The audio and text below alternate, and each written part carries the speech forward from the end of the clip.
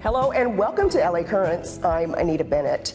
Well, celebrating living legends and African American contributions to the arts. All that is part of the African American Heritage Month celebrations here in Los Angeles. And joining us now to talk about Black history in the city of LA, Councilmember Curren Price, Capri Maddox, Executive Director of the Department of Civil Rights, and Commissioner Mike Davis of the Department of Public Works. Thank you so much for joining us. Thank you for having us. Yeah. So what else is happening in the city of LA to mark African American Heritage Month?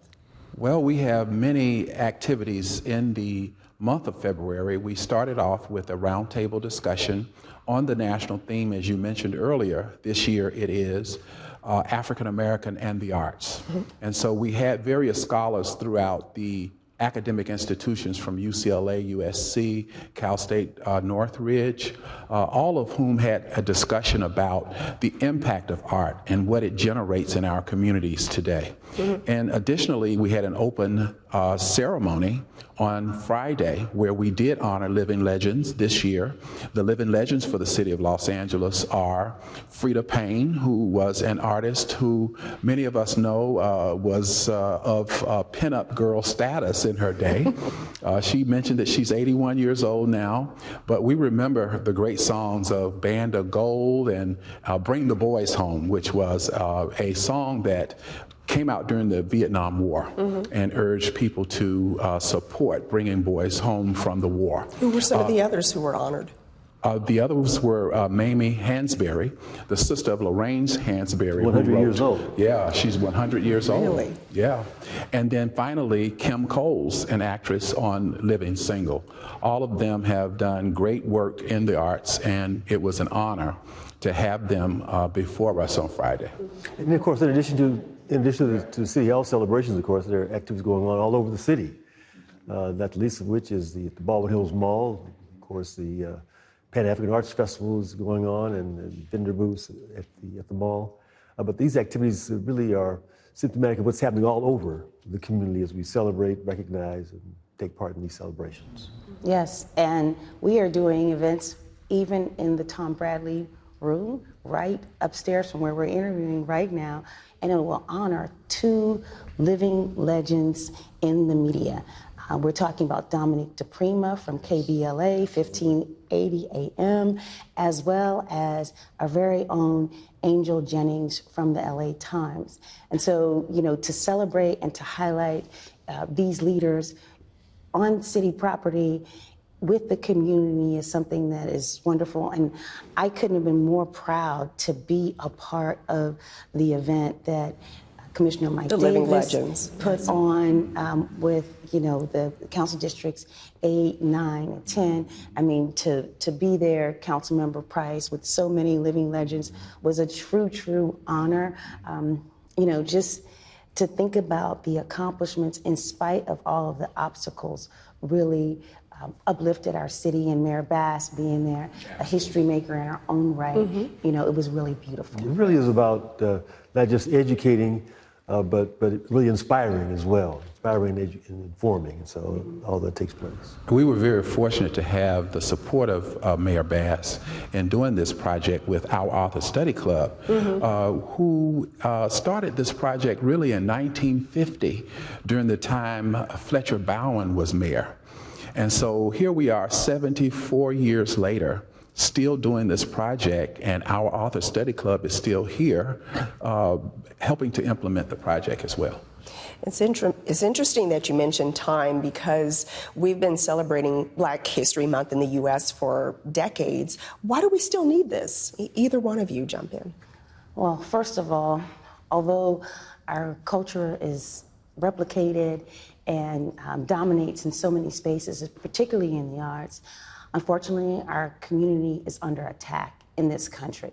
When you think about banning our books, banning our stories, and the attacks that African Americans have even seen in being able to vote in some places, where people are targeted, even from the highest spaces in the land. And so we need to be intentional in these times to not only stand up for everyone, which African Americans are really good at doing, we need to stand up for our community for such a time as these. Mm-hmm.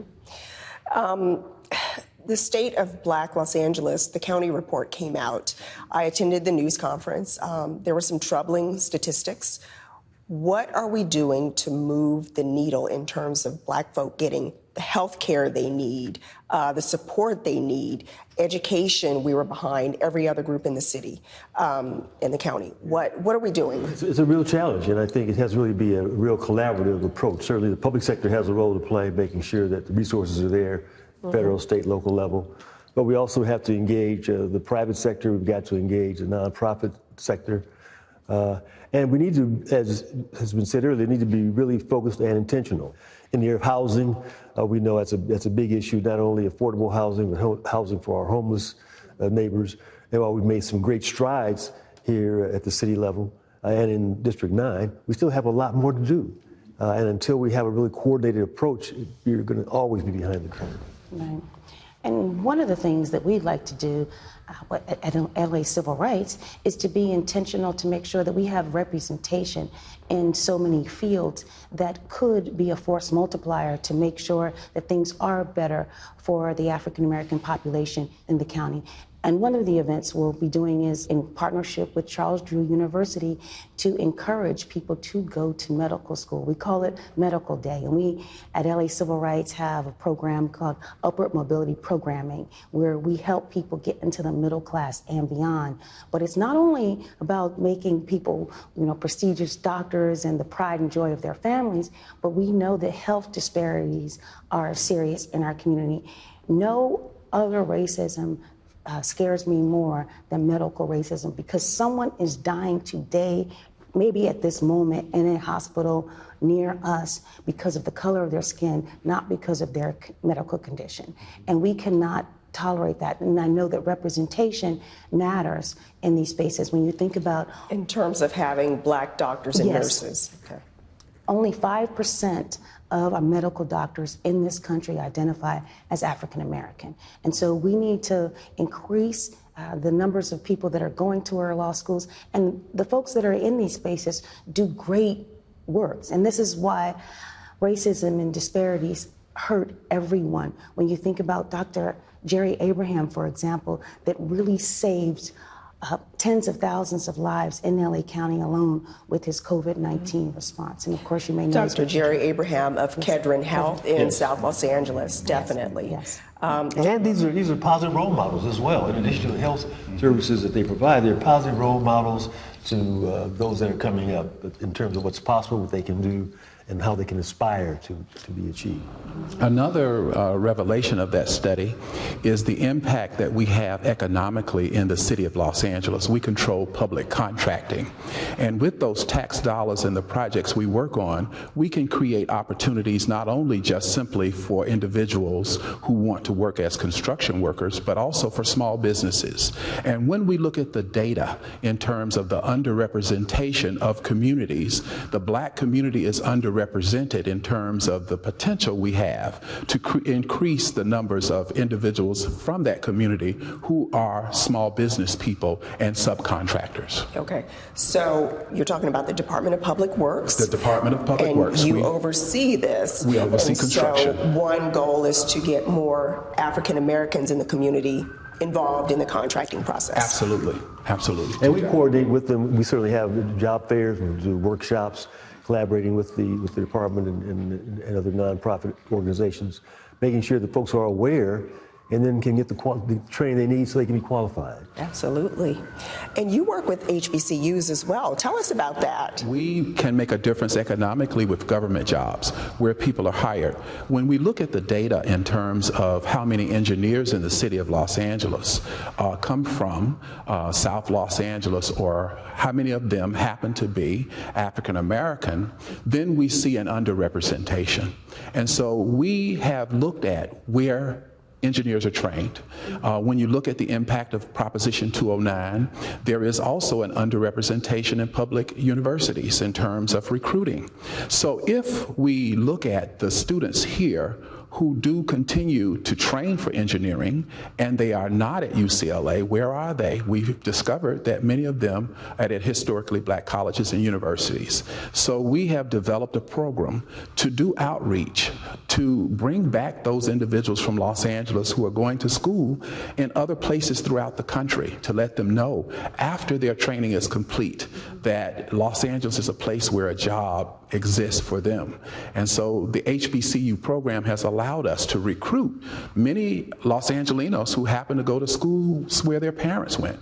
And because of the opportunities they have throughout the country, they have been persistent in getting training in various schools, HBCUs. We're very proud to have this program because our supervisors here in the city of Los Angeles have really enjoyed working with these students. Many of them have never heard of the schools they attend, but they have enjoyed working with the students once they have gotten here to matriculate in our program, and they have shown the talent that they have.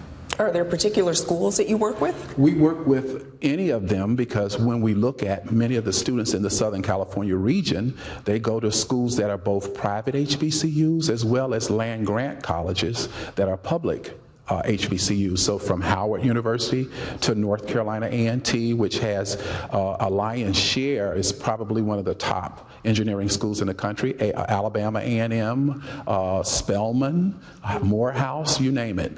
We have been unlimited in the numbers of students, many of whom live here, who go to these schools. There are 109 historically black colleges and universities in the country, and many of the students in Los Angeles attend a diverse number of those schools. Oh, I know. I went to Howard. Oh, right on, right on. Well, we have many of your students who are here and who do a wonderful job at Howard. HU. Yes, that's right. All right, Councilman. You know. Councilman Price, let's talk about the basic income program. Well, I was happy to sponsor the initial Guaranteed Basic Income program, but it was scheduled initially for District 9. And it gained such popularity with my colleagues and the mayor, it became a citywide program, a $40 million program, the largest in the country. And basically, we identified 3,300 families at or below the level of poverty with one or so dependent, and they were provided with $1,000 a month for a year. Now, that was a pretty good deal.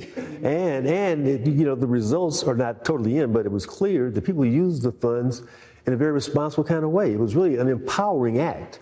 You know, they were able to pay their house payment, or they could pay the rent, or pay a payment for their child, for education, or for food, or for medical.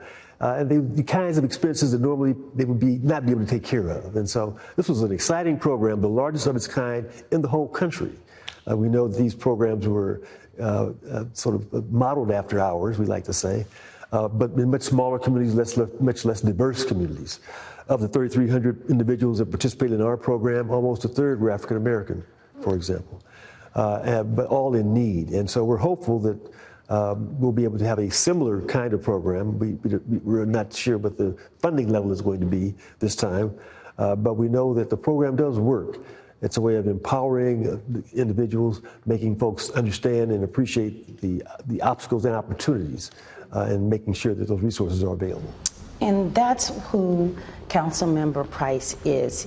He's always using his position and authority to make sure that he takes care of those that are in need.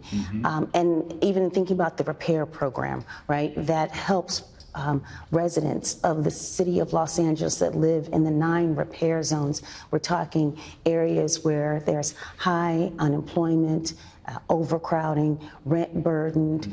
These are the communities where the digital divide is real, and where the COVID crisis and the COVID mortality rates were the highest.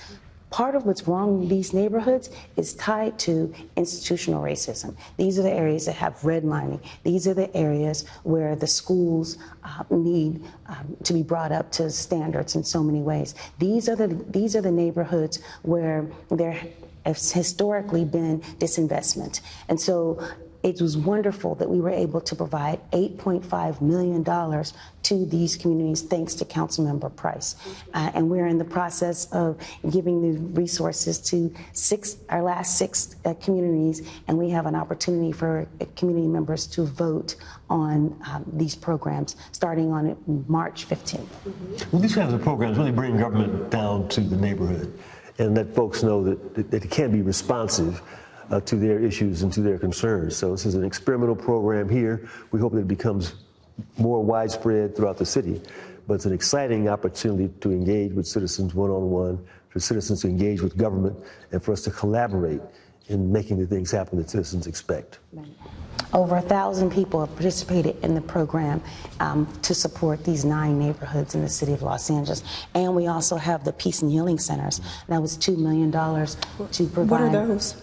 Peace and Healing Centers are another collaboration with our great community-based organizations in the city of Los Angeles to allow residents to vote and to decide how they want the community services to be provided for them. So there are yoga centers, there are opportunities, meditation rooms, some are even built community gardens, and just thinking about the space where people can even learn how to do a resume or learn community empowerment. And we couldn't be more grateful for some of the community-based organizations like Bryant Temple AME, Paros Los Niños, and others that stepped up to open up their operations to have the Peace and Healing Centers. And one thing that we should never forget is that in overcrowded neighborhoods, people don't have a place to just be and to have space. If you're living in an apartment, 8, 10 people deep, where do you go just to collect your thoughts? And a lot of times in the neighborhoods, you may not want to sit out on the steps because there's a lot of noise and traffic there as well. So Peace and Healing Centers were a real force multiplier for community-based organizations, especially during the COVID years. So it's these little things that can make a pretty big difference. Yes. Absolutely. She mentioned the Peace and Healing Centers, and that's true of our parks as well. Again, in South LA, we don't have enough parks. We don't have the kind of inventory that's available in other parts of the city.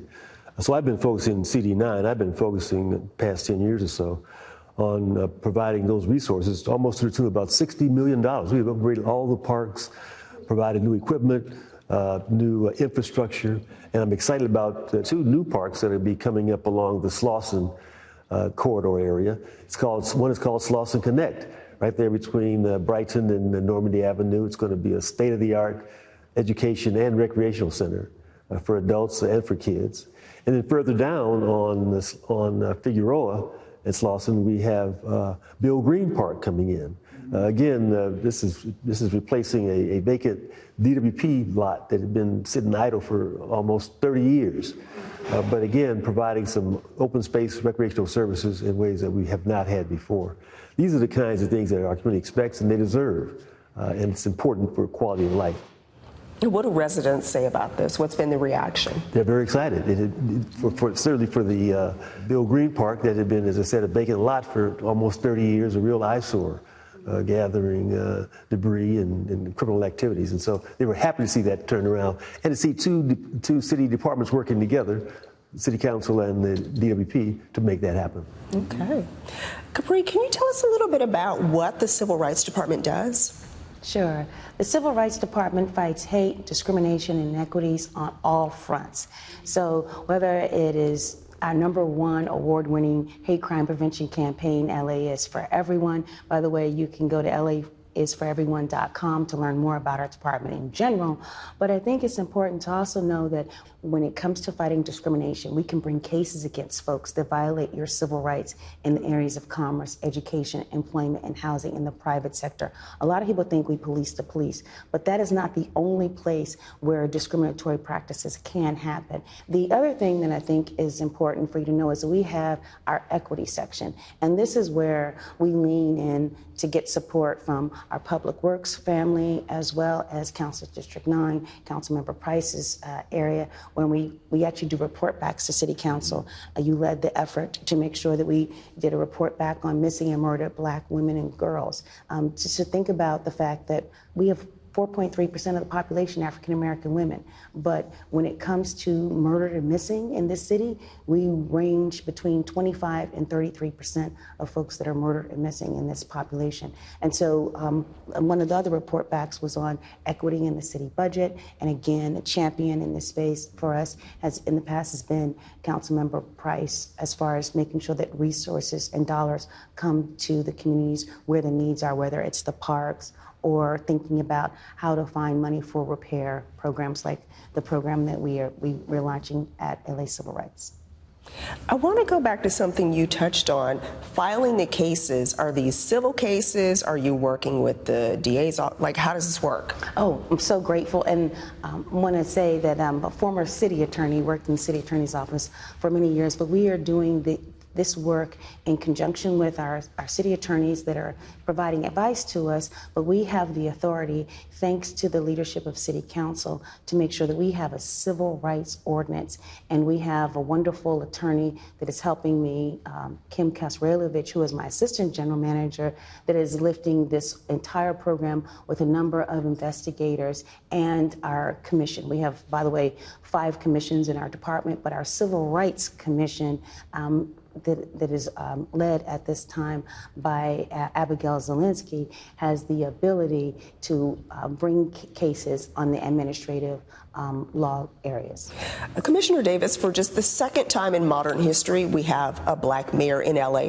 What does that mean for black Angelenos? It means a lot, and I first want to say it means a lot for everyone. She's the first woman ever to be a leader in the great city of Los Angeles. And in terms of being an African American, the first African American woman, it means that Los Angeles is this multicultural city, the second largest city in America, but yet a multicultural city where African Americans matter.